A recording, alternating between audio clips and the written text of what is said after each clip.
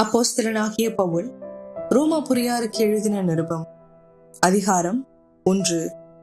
இயேசு கிறிஸ்துவின் ஊழியக்காரனும் அப்போஸ்தலனாகும்படி அழைக்கப்பட்டவனும் தேவனுடைய சுவிசேஷத்திற்காக பிரித்தெடுக்கப்பட்டவனுமாகிய பவுல், ரோமாபுரியில் உள்ள தேவ பிரியரும் பரிசுத்தவான்களாகும்படி அழைக்கப்பட்டவர்களும் ஆகிய அனைவருக்கும் எழுதுகிறதாவது: நம்முடைய பிதாவாகிய தேவனாலும் கர்த்தராகிய இயேசு கிறிஸ்துவினாலும் உங்களுக்கு கிருபையும் சமாதானமும் உண்டாவதாக.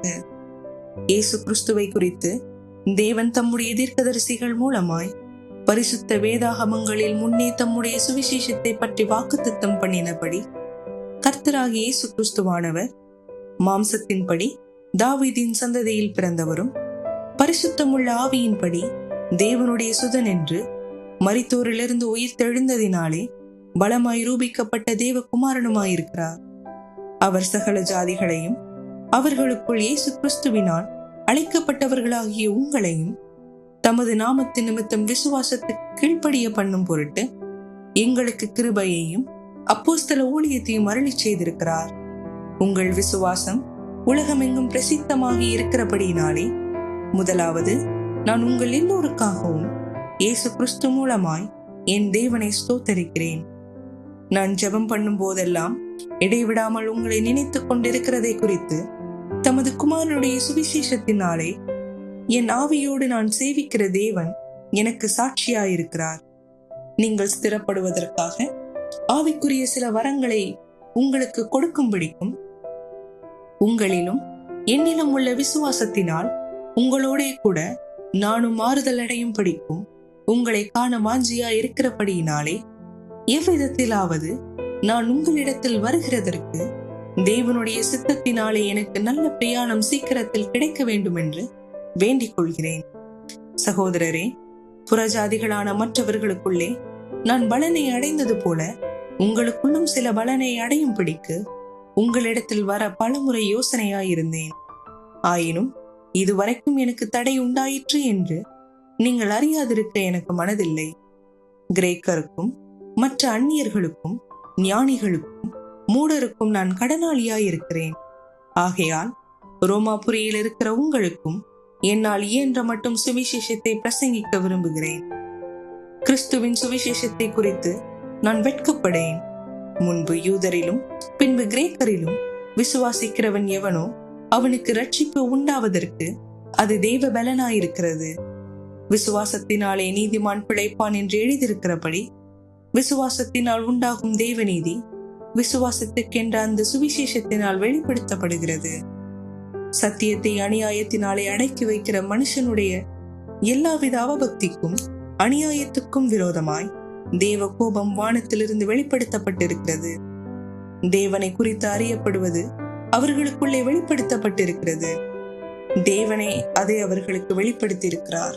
எப்படி என்றால், காணப்படாதவைகளாகிய அவருடைய நித்திய வல்லமை தேவத்துவம் என்பவைகள் உண்டாக்கப்பட்டிருக்கிறவைகளினாலே உலகம் உண்டானது முதற்கொண்டு தெளிவாய் காணப்படும். ஆதலால் அவர்கள் போக்கு சொல்ல இடமில்லை.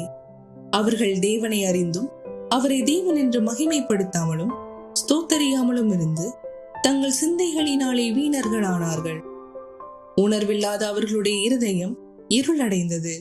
அவர்கள் தங்களை ஞானிகள் என்று சொல்லியும் பைத்தியக்காரராகி அழிவில்லாத தேவனுடைய மகிமையை அழிவுள்ள மனுஷர்கள், பறவைகள், மிருகங்கள், ஊரும் பிராணிகள் ஆகிய இவைகளுடைய ரூபங்களுக்கு ஒப்பாக மாற்றினார்கள். இது நிமித்தம் அவர்கள் தங்கள் இருதயத்தில் உள்ள இச்சைகளினாலே ஒருவரோடொருவர் தங்கள் சரீரங்களை அவமானப்படுத்தத்தக்கதாக தேவன் அவர்களை அசுத்தத்திற்கு ஒப்புக் கொடுத்தார். தேவனுடைய சத்தியத்தை அவர்கள் பொய்யாக மாற்றி சிருஷ்டிகரை தொழுது சேவியாமல் சிருஷ்டியை தொழுது சேவித்தார்கள். அவரே என்றென்றைக்கும் ஸ்தோத்தரிக்கப்பட்டவர். ஆமேன். இதன் நிமித்தம் தேவன் அவர்களை இழிவான இச்சை ரோகங்களுக்கு ஒப்புக் கொடுத்தார். அந்தபடியே அவர்களுடைய பெண்கள் சுபாவ அனுபோகத்தை சுபாவத்துக்கு விரோதமான அனுபோகமாக மாற்றினார்கள். அப்படியே ஆண்களும் பெண்களை சுபாவப்படி அனுபவியாமல் ஒருவர் மேல் ஒருவர் விரகதாபத்தினாலே பொங்கி ஆணோடைய ஆண் அவலட்சணமானதை நடப்பித்து தங்கள் தப்பிதத்திற்கு தகுதியான பலனை தங்களுக்குள் அடைந்தார்கள். தேவனை அறியும் அறிவை பற்றி கொண்டிருக்க அவர்களுக்கு மனதில்லாதிருந்தபடியால் தகாதவைகளை செய்யும்படி தேவன் அவர்களை கேடான சிந்தைக்கு ஒப்புக் கொடுத்தார்.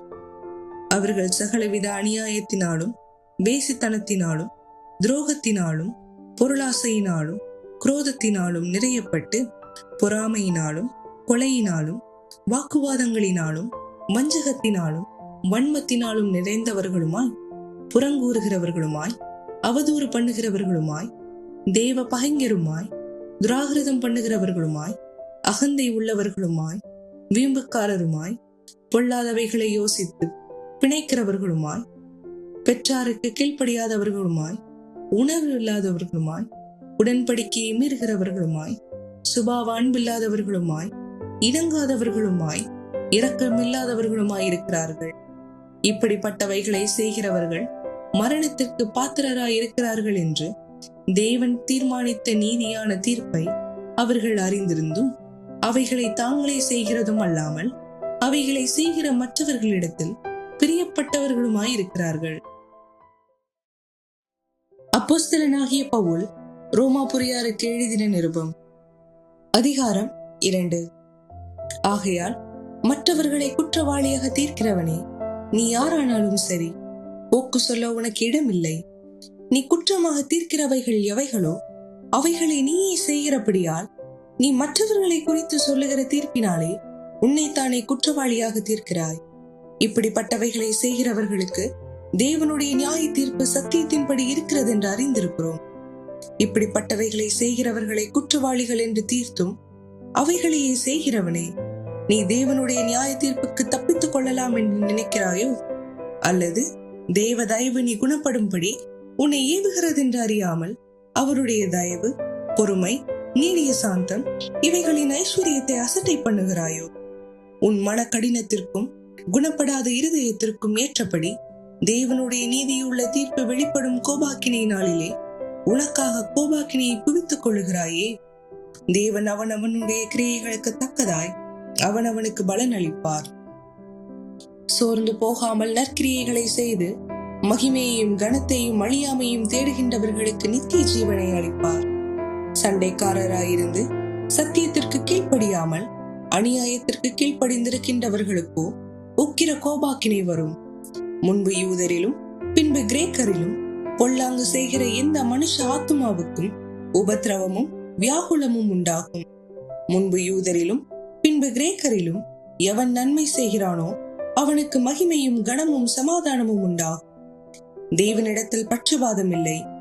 எவர்கள் நியாயப்பிரமாணம் இல்லாமல் பாவம் செய்கிறார்களோ அவர்கள் நியாயப்பிரமாணம் இல்லாமல் கெட்டு போவார்கள். எவர்கள் நியாயப்பிரமாணத்திற்கு உட்பட்டவர்களாய் பாவம் செய்கிறார்களோ அவர்கள் நியாயப்பிரமாணத்தினாலே ஆக்கினை தீர்ப்படைவார்கள். நியாயப்பிரமாணத்தை கேட்கிறவர்கள் தேவனுக்கு முன்பாக நீதிமான்கள் அல்ல, நியாயப்பிரமாணத்தின்படி செய்கிறவர்களே நீதிமான்களாக்கப்படுவார்கள். அன்றியும் நியாயப்பிரமாணம் இல்லாத புறஜாதிகள் சுபாவமாய் நியாயப்பிரமாணத்தின்படி செய்கிற போது நியாயப்பிரமாணம் இல்லாத அவர்கள் தங்களுக்கு தாங்களே நியாயப்பிரமாணமாய் இருக்கிறார்கள். அவர்களுடைய மனசாட்சியும் கூட சாட்சியிடுகிறதினாலும் குற்றம் உண்டு குற்றம் இல்லை என்று அவர்களுடைய சிந்தைகள் ஒன்றை ஒன்று தீர்க்கிறதினாலும் நியாயப்பிரமாணத்திற்கேற்ற கிரியை தங்கள் இருதயங்களில் எழுதியிருக்கிறது என்று காண்பிக்கிறார்கள். என் சுவிசேஷத்தின்படியே தேவன் இயேசு கிறிஸ்துவை கொண்டு மனுஷருடைய அந்தரங்கங்களை குறித்து நியாய தீர்ப்பு கொடுக்கும் நாளிலே இது விளங்கும். நீ யூதன் என்று பெயர் பெற்று நியாயப்பிரமாணத்தின் மேல் பற்றுதலாயிருந்து தேவனை குறித்து மேன்மை பாராட்டி நியாயப்பிரமாணத்தினால் உபதேசிக்கப்பட்டவனாய் அவருடைய சத்தியத்தை அறிந்து நன்மை தீமை இன்னதென்று வகையறுக்கிறாயே. நீ உன்னை குருடருக்கு வழிகாட்டியாகவும் அந்தகாரத்தில் உள்ளவர்களுக்கு வெளிச்சமாகவும் பேதைகளுக்கு போதகனாகவும் குழந்தைகளுக்கு உபாத்தியனாகவும் நியாயப்பிரமாணத்தின் அறிவையும் சத்தியத்தையும் காட்டிய சட்டம் உடையவனாகவும் எண்ணுகிறாயே. இப்படி இருக்க மற்றவனுக்கு போதிக்கிற நீ உனக்குத்தானே போதிக்காமல் இருக்கலாமா? களவு செய்யக்கூடாது என்று பிரசங்கிக்கிற நீ களவு செய்யலாமா? விபச்சாரம் செய்யக்கூடாது என்று சொல்லுகிற நீ விபச்சாரம் செய்யலாமா? விக்கிரகங்களை அருவருக்கிற நீ கோயில்களை கொள்ளையிடலாமா? நியாயப்பிரமாணத்தை குறித்து மேன்மை பாராட்டுகிற நீ நியாயப்பிரமாணத்தை மீறி நடந்து தேவனை கனவீனம் பண்ணலாமா? எழுதியிருக்கிறபடி தேவனுடைய நாமம் புறஜாதிகளுக்குள்ளே உங்கள் மூலமாய் தூஷிக்கப்படுகிறதே. நீ நியாய பிரமாணத்தை கை கொண்டு நடந்தால் விருத்த சேதனம் பிரயோஜனம் உள்ளதுதான். நீ நியாய பிரமாணத்தை மீறி நடந்தால் உன் விருத்த சேதனம் இல்லாமையாயிற்றே. மேலும் விருத்த சேதனம் இல்லாதவன் நியாய பிரமாணத்துக்கேற்ற நீதிகளை கை கொண்டால் அவனுடைய விருத்த சேதனம் இல்லாமை விருத்த சேதனம் என்று எண்ணப்படும் அல்லவா? சுபாவத்தின்படி விருத்த சேதனம் இல்லாதவனாயிருந்தும் நியாய பிரமாணத்தை நிறைவேற்றுகிறவனாயிருந்தால் அவன் தேவ எழுத்தும் விருத்த சேதனமும் உள்ளவனாயிருந்தும் நியாய பிரமாணத்தை மீறுகிற உன்னை குற்றப்படுத்துவான் அல்லவா? ஆதலால் புறம்பாக யூதனானவன் யூதன் அல்ல, புறம்பாக மாம்சத்தில் செய்யப்படும் விருத்த சேதனமும் விருத்த சேதனம் அல்ல.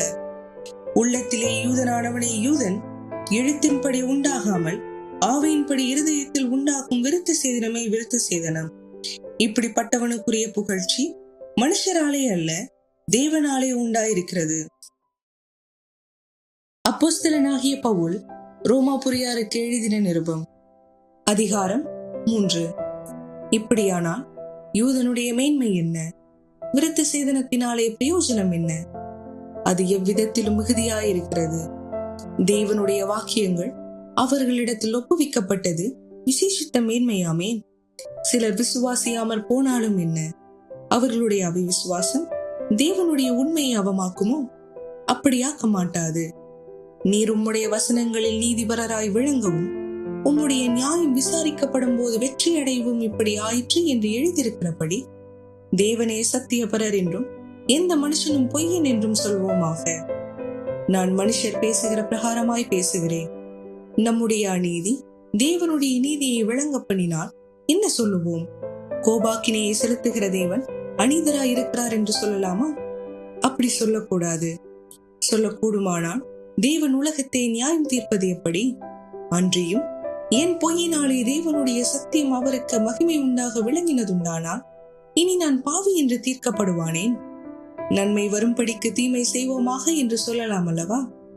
நாங்கள் அப்படி போதிக்கிறவர்கள் என்றும் சிலர் எங்களை தூஷித்து சொல்லுகிறார்களே. அப்படி போதிக்கிறவர்கள் மேல் வரும் ஆக்கினை நீதியாயிருக்கும்.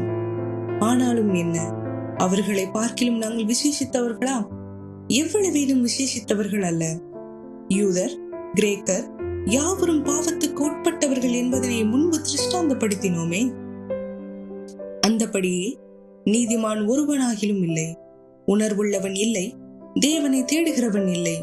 எல்லோரும் வழி தப்பி ஏகமாய் கெட்டு போனார்கள். நன்மை செய்கிறவன் இல்லை, ஒருவனாகிலும் இல்லை.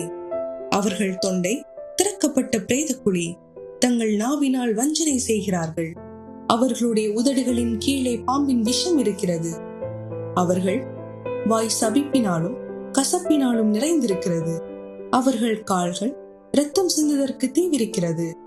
நாசமும் நிர்பந்தமும் அவர்கள் வழிகளில் இருக்கிறது. சமாதான வழியை அவர்கள் அறியாதிருக்கிறார்கள். அவர்கள் கண்களுக்கு முன்பாக தேவ பயம் இல்லை என்று எழுதியிருக்கிறதே. மேலும் வாய்கள் யாவும் அடைக்கப்படும்படிக்கும் உலகத்தார் யாவரும் தேவனுடைய ஆக்கினி தீர்ப்புக்கு ஏதுவானவர்கள் ஆகும்படிக்கும் நியாய பிரமாணம் சொல்லுகிறதெல்லாம் நியாய பிரமாணத்திற்கு உட்பட்டிருக்கின்றவர்களுக்கே சொல்லுகிறது என்று அறிந்திருக்கிறோம்.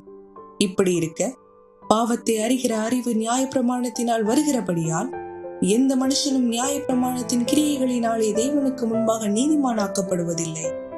இப்படி இருக்க நியாய பிரமாணம் இல்லாமல் தேவ நீதி வெளியாக்கப்பட்டிருக்கிறது.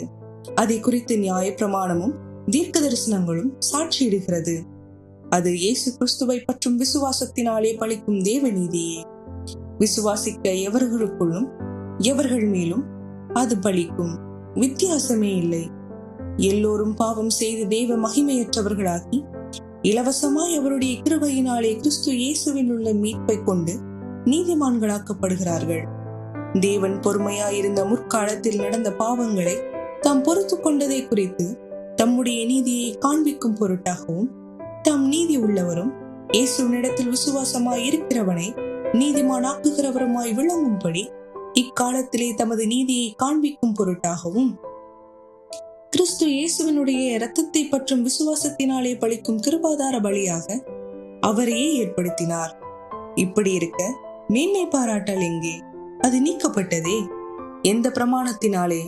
கிரியா பிரமாணத்தினாலேயா அல்ல விசுவாச பிரமாணத்தினாலேயா? ஆதலால் மனுஷன் நியாய பிரமாணத்தின் கிரியைகள் அல்லாமல் விசுவாசத்தினாலே நீதிமானாக்கப்படுகிறான் என்று தீர்க்கிறோம். தேவன் யூதருக்கு மாத்திரமா தேவன்? புறஜாதிகளுக்கும் தேவன் அல்லவா? ஆம், புறஜாதிகளுக்கும் அவர் தேவன்தான். விருத்த சேதனம் உள்ளவர்களை விசுவாசத்தினாலும் விருத்த சேதனம் இல்லாதவர்களை விசுவாசத்தின் மூலமாயும் நீதிமான்களாக்குகிற தேவன் ஒருவரே. அப்படியானால் விசுவாசத்தினாலே நியாய பிரமாணத்தை அவமாக்குகிறோமா? அப்படியல்ல, நியாய பிரமாணத்தை நிலைநிறுத்துகிறோமே.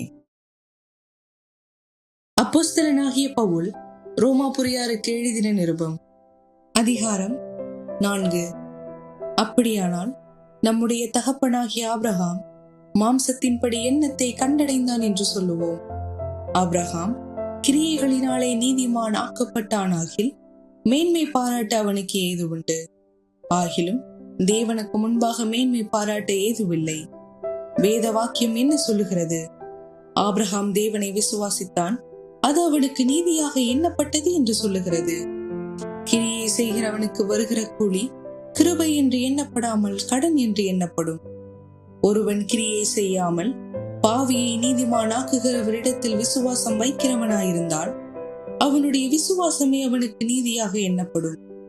அந்தபடி கிரியைகள் இல்லாமல் தேவனாலே நீதிமான் என்று எண்ணப்படுகிற மனுஷனுடைய பாக்கியத்தை காண்பிக்கும் பொருட்டு எவர்களுடைய அக்கிரமங்கள் மன்னிக்கப்பட்டதோ, எவர்களுடைய பாவங்கள் மூடப்பட்டதோ அவர்கள் பாக்கியவான்கள். எவனுடைய பாவத்தை கர்த்தர் எண்ணாதிருக்கிறாரோ அவன் பாக்கியவான் என்று தாவீது சொல்லி இருக்கிறான். இந்த பாக்கியம் விருத்த சேதனம் உள்ளவனுக்கு மாத்திரம் வருமோ? விருத்த சேதனம் இல்லாதவனுக்கும் வருமோ?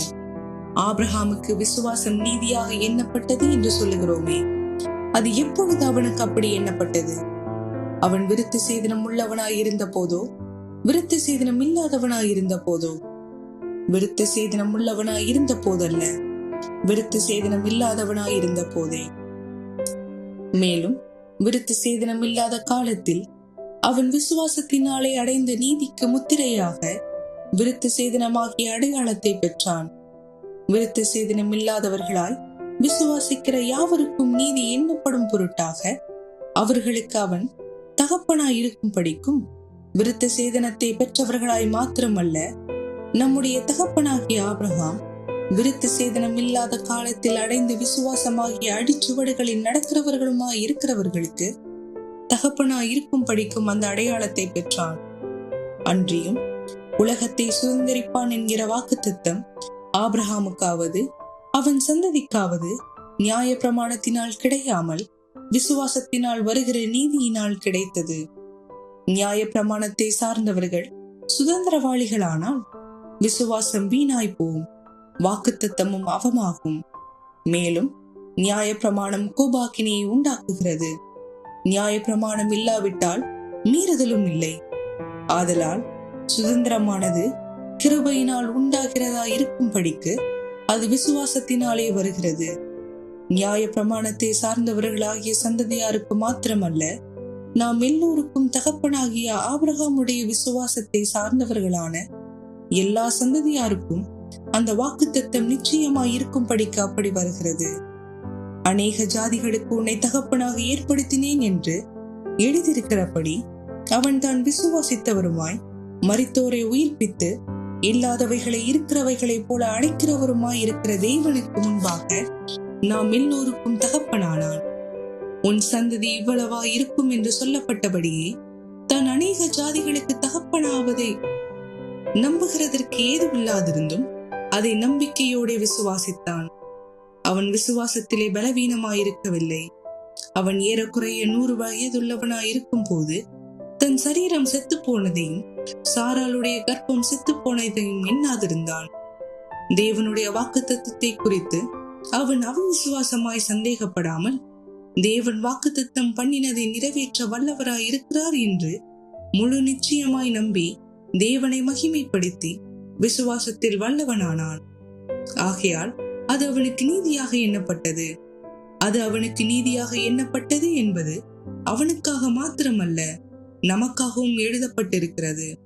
நம்முடைய கர்த்தராகிய இயேசுவை மரித்தோரிலிருந்து எழுப்பினவரை விசுவாசிக்கிற நமக்கும் அப்படியே எண்ணப்படும். அவர் நம்முடைய பாவங்களுக்காக ஒப்புக் கொடுக்கப்பட்டும் நாம் நீதிமான்கள் ஆக்கப்படுவதற்காக எழுப்பப்பட்டும் இருக்கிறார். அப்போஸ்தலனாகிய பவுல் ரோமாபுரியாருக்கு எழுதின நிருபம் அதிகாரம் 5. இவ்விதமாக நாம் விசுவாசத்தினாலே நீதிமான்கள் ஆக்கப்பட்டிருக்கிறபடியால் நம்முடைய கர்த்தராகிய இயேசு கிறிஸ்து மூலமாய் தேவனிடத்தில் சமாதானம் பெற்றிருக்கிறோம். அவர் மூலமாய் நாம் இந்த கிருபையில் பிரவேசிக்கும் ஸ்லாக்கியத்தை விசுவாசத்தினால் பெற்று நிலை கொண்டிருந்து தேவ மகிமையை அடைவோம் என்கின்ற நம்பிக்கையினாலே மேன்மை பாராட்டுகிறோம். அது மாத்திரமல்ல, உபத்திரவம் பொறுமையையும், பொறுமை பரீட்சையையும், பரீட்சை நம்பிக்கையையும் உண்டாக்குகிறது என்று நாங்கள் அறிந்து உபத்திரவங்களிலேயும் மேன்மை பாராட்டுகிறோம். மேலும் நமக்கு அருளப்பட்ட பரிசுத்த ஆவியினாலே தேவ அன்பு நம்முடைய இருதயங்களில் ஊற்றப்பட்டிருக்கிறபடியால் அந்த நம்பிக்கை நம்மை வெட்கப்படுத்தாது. அன்றியும் நாம் பலனற்றவர்களாய் இருக்கும் போதே குறித்த காலத்தில் கிறிஸ்து அக்கிரமக்காரருக்காக மரித்தார். நீதிமானுக்காக ஒருவன் மரிக்கிறது அரிது, நல்லவனுக்காக ஒருவேளை ஒருவன் மரிக்க துணிவான். நாம் பாவிகளாயிருக்கையில் கிறிஸ்து நமக்காக மரித்ததினாலே தேவன் நம்மேல் வைத்த தமது அன்பை விளங்க பண்ணுகிறார். இப்படி நாம் அவருடைய இரத்தத்தினாலே நீதிமான்கள் ஆக்கப்பட்டிருக்க, கோபாக்கினைக்கு நீங்களாக அவராலே நாம் ரட்சிக்கப்படுவது அதிக நிச்சயமாமே. நாம் தேவனுக்கு சத்துருக்களாய் இருக்கையில் அவருடைய குமாரனின் மரணத்தினாலே அவருடனே ஒப்புரவாக்கப்பட்டோமானால், ஒப்புரவாக்கப்பட்ட பின் நாம் அவருடைய ஜீவனாலே ரட்சிக்கப்படுவது அதிக நிச்சயமாமே.